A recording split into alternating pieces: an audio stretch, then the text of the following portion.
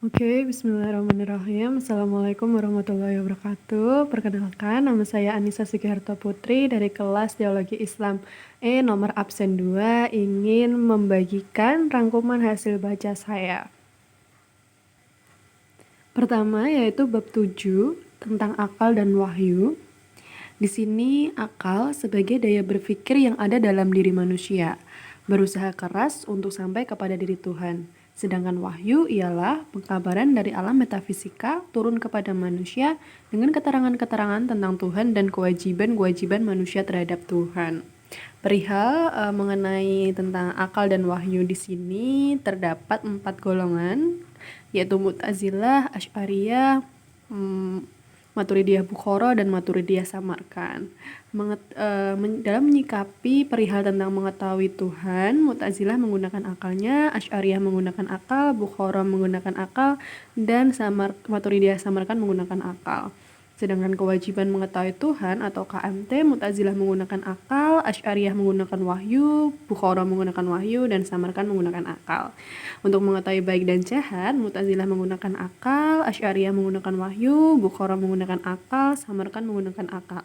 Dan untuk yang terakhir, kewajiban mengetahui baik dan jahat, Mu'tazilah menggunakan akal, Asy'ariyah menggunakan wahyu, Bukhara menggunakan wahyu, Samarkand menggunakan wahyu. Dalam bab ini dapat kita lihat bahwa Mu'tazilah ialah menggunakan seutuhnya akal, karena kembali lagi keyakinan mereka yaitu didasarkan oleh akal. Selanjutnya, bab yang kedua yaitu tentang bab fungsi wahyu. Dalam fungsi wahyu di sini, beberapa kaum memiliki keyakinan dan tanggapannya masing-masing. Seperti kita ketahui di sini Mu'tazilah, menurut Mu'tazilah, wahyu tidak mempunyai fungsi apa-apa. Wahyu diperlukan untuk mengetahui cara memuja dan menyembah Tuhan. Sedangkan bagi kaum Asy'ariyah, wahyu mempunyai kedudukan penting. Dan untuk Maturidiyah Samarkand, wahyu yaitu untuk mengetahui kewajiban tentang baik dan buruk, sedangkan untuk Maturidiyah Bukhara, wahyu untuk mengetahui kewajiban-kewajiban manusia. Itulah pandangan beberapa kaum mengenai fungsi wahyu. Lalu selanjutnya kita lanjut ke bab 9, yaitu tentang free will dan predestination. Dalam menyikapi tentang free will dan predestination ini, beberapa kaum juga memiliki pendapatnya masing-masing. Seperti dapat kita lihat di sini, dalam menanggapi free will dan predestination, kaum Mu'tazilah menurut Mu'tazilah, kemauan dan daya untuk mewujudkan perbuatan manusia adalah kemauan dan daya manusia itu sendiri, dan tidak ada campur dalamnya kemauan dan daya Tuhan. Jadi kemampuan dan daya yang dilakukan oleh manusia itu berasal dari diri mereka sendiri, tidak ada campur tangan dari Tuhan. Itu pendapat dari kaum Mu'tazilah, dan ini sangat berseberangan dengan kaum Asy'ariyah, di mana mereka berpendapat bahwa untuk terwujudnya perbuatan perlu ada dua daya, yaitu daya Tuhan dan daya manusia. Tetapi yang berpengaruh dan yang paling efektif pada akhirnya dalam perwujudan manusia ialah daya Tuhan. Jadi ketika manusia melakukan sesuatu, pasti ada campur tangannya dengan daya Tuhan, seperti itu. Sedangkan bagi kaum Maturidiyah Samarkand dan Bukhara, kemauan manusia adalah sebenarnya kemauan Tuhan. Manusia mempunyai wujud atas kehendak Tuhan dan bukan atas kehendak manusia. Di sini Maturidiyah Samarkand dan Bukhara hampir mirip dengan Asy'ariyah, bahwa apa yang dilakukan manusia itu ada campur tangannya dengan kehendak Tuhan. Itu adalah bab 9, yaitu free will dan predestination. Lalu kita menuju ke bab 10 tentang kekuasaan dan kehendak mutlak Tuhan. Dalam menyikapi kekuasaan dan kehendak mutlak Tuhan, kembali lagi seperti bab-bab selanjutnya, setiap golongan memiliki pendapat masing-masing. Seperti dapat kita lihat dalam tabel tersebut bahwa dalam menghadapi kekuasaan dan kehendak mutlak Tuhan, kaum Asy'ariyah berpendapat bahwa Tuhan berkuasa dan berkehendak mutlak. Dalam Al-Ibanah, di sana dituliskan bahwa Tuhan bersifat absolut dalam kehendak dan kekuasaannya. Tuhan dapat meletakkan beban yang tak terpikul pada manusia, dan Tuhan tidak terikat apapun. Hal ini sangat bertolak belakang dengan kaum Asy'ariyah, bertolak belakang dengan Mu'tazilah. Bagi kaum Mu'tazilah, kekuasaan dan kehendak Tuhan itu tidak mutlak. Dalam Uryan Nadir mengatakan kekuasaan mutlak Tuhan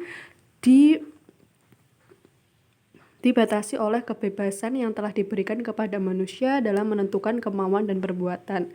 Bagi kaum Mu'tazilah, Tuhan itu terikat dan kekuasaan mutlak Tuhan dibatasi oleh nature atau hukum alam. Sedangkan untuk kaum Maturidiyah, Samarkand, dan Bukhara, Tuhan mempunyai kekuasaan mutlak. Namun di sini ada batas-batasan kekuasaan mutlak menurut Samarkand, yaitu yang pertama, kemerdekaan dalam kemauan dan perbuatan yang menurut pendapat mereka ada pada manusia. Lalu yang nomor 2 yaitu Tuhan menjatuhkan hukuman, bukan sewenang-wenang. Dan yang terakhir ialah keadaan hukuman-hukuman Tuhan tidak boleh dan tak mesti terjadi. Itu tentang bab kekuasaan dan kehendak mutlak Tuhan. Lalu selanjutnya kita menuju ke bab keadilan Tuhan. Dalam menanggapi pengertian kata adil itu sendiri, setiap kaum pun memiliki pendapatnya masing-masing. Dalam menghadapi atau menyikapi keadilan Tuhan di sini, menurut Mu'tazilah, Tuhan adil ialah segala perbuatannya adalah baik. Ia tidak dapat berbuat yang buruk dan bahwa ia tidak dapat mengabaikan kewajiban-kewajibannya terhadap manusia. Jadi di sini Tuhan memiliki kewajiban terhadap manusia dan berbuat menurut semestinya serta sesuai dengan kepentingan manusia dan memberi upah atau hukuman kepada manusia sejajar dengan corak perbuatannya. Jadi setiap manusia melakukan pasti ada imbalannya, entah itu hukuman atau pujian. Lalu untuk menginterpretasikan atau mengartikan tentang keadilan Tuhan menurut kaum Asy'ariyah yaitu menempatkan sesuatu pada tempat yang sebenarnya. Tuhan mempunyai kekuasaan mutlak terhadap makhluknya dan dapat berbuat sekendah hatinya dalam kerajaannya. Di sini kaum Maturidiyah Bukhara setuju dengan Mu'tazilah dan Maturidiyah Samarkand sefaham dengan Asy'ariyah. Itu tentang bab keadilan Tuhan. Selanjutnya yaitu bab tentang perbuatan-perbuatan Tuhan. Di dalam bab perbuatan-perbuatan Tuhan di sini terdapat 5 poin, yaitu yang pertama kewajiban Tuhan terhadap manusia, lalu berbuat baik dan tidak, ketiga beban di luar kemampuan manusia, lalu pengiriman rasul-rasul, dan tentang janji dan ancaman. Kewajiban-kewajiban Tuhan terhadap manusia menurut Mu'tazilah yaitu Tuhan memiliki kewajiban terhadap manusia. Sedangkan menurut Asy'ariyah Tuhan tidak memiliki kewajiban apa-apa. Dan menurut kaum Maturidiyah Bukhara tidak adanya kewajiban-kewajiban bagi Tuhan. Sedangkan menurut Maturidiyah Samarkand kewajiban menepati janji tentang pemberian upah dan pemberian hukum. Untuk poin kedua, berbuat baik dan tidak, ini adalah salah satu term Mu'tazilah, maka dari situ kaum Mu'tazilah sangat setuju jika Tuhan harus berbuat baik dan tidak kepada hambanya. Lalu untuk Asy'ariyah, Tuhan tidak berkewajiban berbuat baik dan terbaik kepada manusia. Sedangkan untuk kaum Maturidiyah Samarkand dan Bukhara itu tidak setuju dengan term berbuat baik dan tidak, jadi mereka sefaham dengan Asy'ariyah. Untuk beban di luar kemampuan manusia, kaum Mu'tazilah bertentangan dengan hal tersebut. Jadi kaum Mu'tazilah tidak setuju bahwa Tuhan akan memberikan beban di luar kemampuan manusia, karena menurut kaum Mu'tazilah Tuhan akan bersifat tidak adil jika ia memberikan beban terlalu berat kepada manusia. Sedangkan Asy'ariyah dalam Al-Lunna dikatakan Tuhan dapat meletakkan pada manusia beban yang tidak dapat dipikul. Dan untuk Maturidiyah Bukhara hampir sependapat dengan kaum Asy'ariyah. Menurut Al-Basdawi tidak mustahil bahwa Tuhan meletakkan atas diri manusia kewajiban-kewajiban yang tak dapat dipikulnya. Sedangkan Maturidiyah Samarkand memiliki posisi yang dekat dengan Mu'tazilah, yaitu setuju bahwa Tuhan tidak mungkin memberikan beban yang tidak dapat dipikul oleh hambanya. Karena menurut golongan Maturidiyah Samarkand, Al-Quran mengatakan bahwa Tuhan tidak membebani manusia dengan kewajiban-kewajiban yang tak terpikul. Poin keempat yaitu pengiriman rasul-rasul. Menurut Mu'tazilah, pengiriman rasul itu tidak begitu penting karena dia berdasarkan akal semua itu bisa didasari oleh akal. Sedangkan Asy'ariyah, Rasul adalah perantara wahyu untuk mengetahui Tuhan, alam gaib dan lain-lain. Untuk Maturidiyah Samarkand, mereka sependapat dengan Mu'tazilah, dan sedangkan Maturidiyah Bukhara sependapat dengan Asy'ariyah. Yang terakhir yaitu dari bab perbuatan-perbuatan Tuhan, yaitu janji dan ancaman. Bagi kaum Asy'ariyah, Tuhan tidak mempunyai kewajiban menepati janji dan menjalankan ancaman yang tersebut dalam Al-Quran dan hadis. Sedangkan kaum Mu'tazilah, menepati janji dan menjalankan ancaman adalah wajib bagi Tuhan.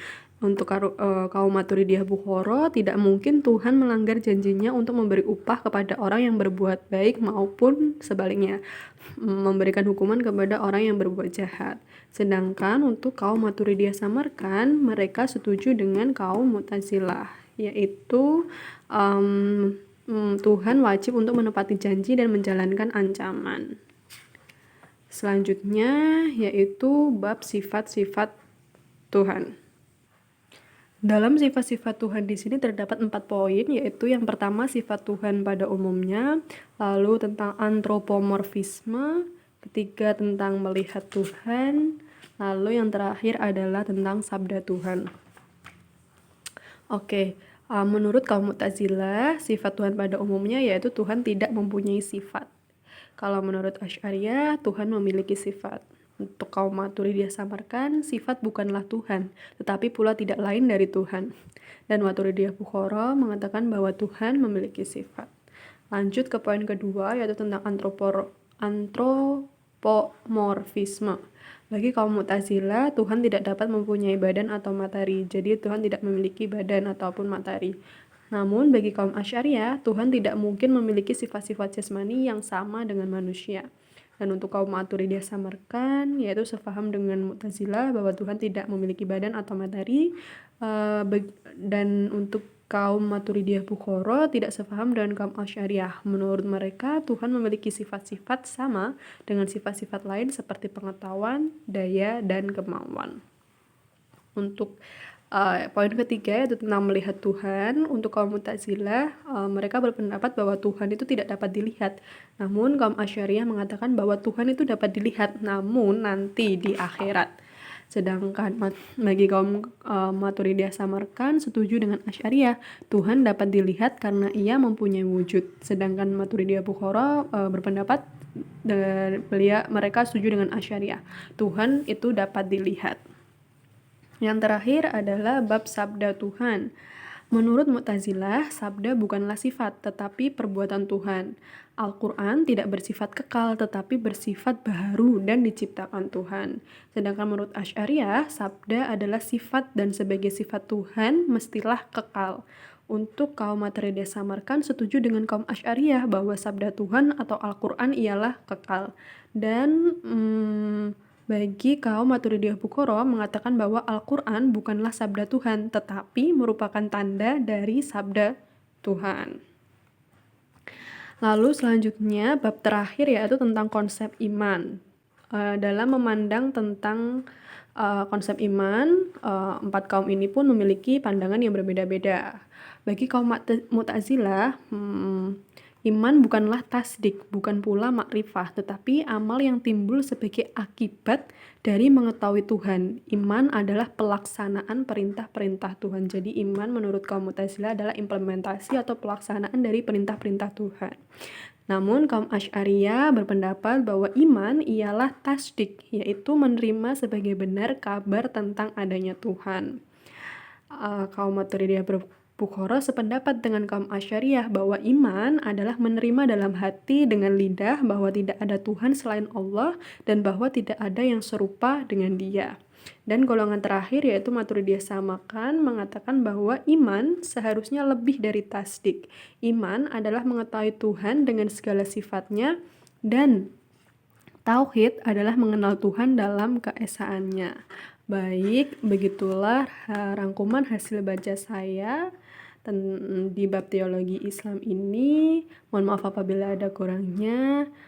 Terima kasih. Wassalamualaikum warahmatullahi wabarakatuh.